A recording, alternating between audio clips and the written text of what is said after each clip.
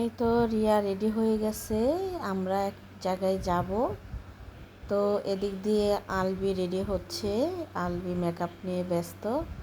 আর এখানে গিফট কিনা হয়েছে দেওয়ার জন্য। তো আমরা কোথায় যাব সব এই ভিডিওতে দেখতে পারবেন। আমার ছেলে তো এখন রেডি হয়নি, ওই ব্যালকনিতে বসে বসে পানি ঢালছে গাছে।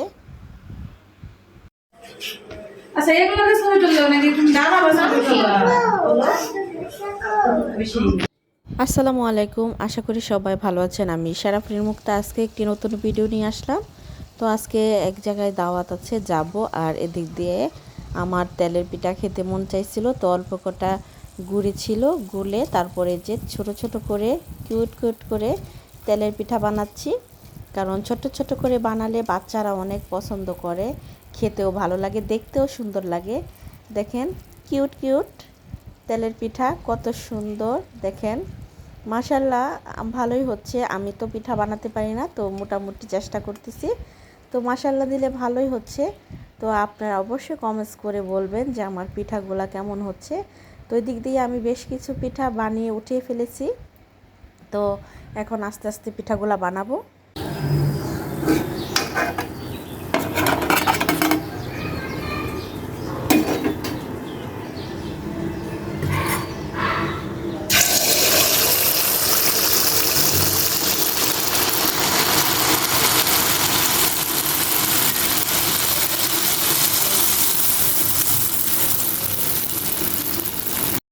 আমাদের নিচতলায় ঐশীরা থাকে, আমার আগের ভিডিও যারা দেখেছেন তারা অবশ্যই ঐশীকে চিনবেন। এই তো ঐশী, তার আজকে বার্থডে।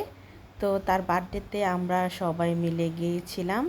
তো ছোটোখাটো বাসায় আয়োজন, ছোটোখাটো পার্টি। তো আমরাই আর ওর বান্ধবী এই পরিবারের ছোট ছোট কিছু মানুষ নিয়েই এই এটা হয়েছে ঐশীর বার্থডে কেক। আর ছোটোখাটো করে সাজানো হয়েছে। রিয়া রেডি হয়ে নিচ থেকে ঐশীর ওইখান থেকে এসে পড়েছে, এসে আমাদেরকে বলছে তাড়াতাড়ি রেডি হওয়ার জন্য। তো আমরা রেডি হয়ে গেলেই বার্থডে কেকটা কাটা হবে। আর এদিক দিয়ে ঐশীর জন্য কিছু গিফট আছে। তো আর আমার ছেলে তো রেডি হয়নি, আমি এখন ওকে রেডি করাবো। আর আমি তো রেডি হয়ে গেছি। তো সবাই মিলে এখন যাব। তো প্রচণ্ড গরম, তো দেখি কিছু কিছু করেও হালকা পাতলা রেডি হব। তো ঐশীর বার্থডেতে আমরা চলে আসছি।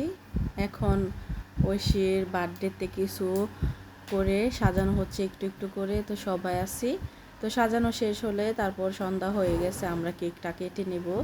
তো এই তো ঐশীর ভাই রেডি করে দিচ্ছে সব কিছু। আসলে কি ভাই বোনের মহব্বত এরকমই, দেখেন বড় ভাই কি সুন্দর করে সব কিছু গুছিয়ে দিচ্ছে। এই তো ওরা ক্যান্ডেল জ্বালাচ্ছে, জ্বালানো হলে কেক কাটবে। ওরা ক্যান্ডেল জ্বালাচ্ছে, দেখেন ওরা ভয় পেয়ে গেছে ক্যান্ডেল জ্বালাতে যেয়ে। এখন ওরা দাঁড়িয়ে দাঁড়িয়ে ক্যান্ডেল জ্বালানো দেখছে, আসলে অনেক ভালো লাগতেছে। ছোটোখাটো আয়োজন হলেও অনেক সুন্দর হয়েছে ওর বার্থডেটা। তো এগুলাই ছোটোখাটো আনন্দই ওদের কাছে বড়। এই তো ছোটোখাটো আয়োজন। এই তো কেক কাটা হচ্ছে। তো কেক কাটার জন্য সামনে কেউ আসতেছে না, ওদের লজ্জা লাগে।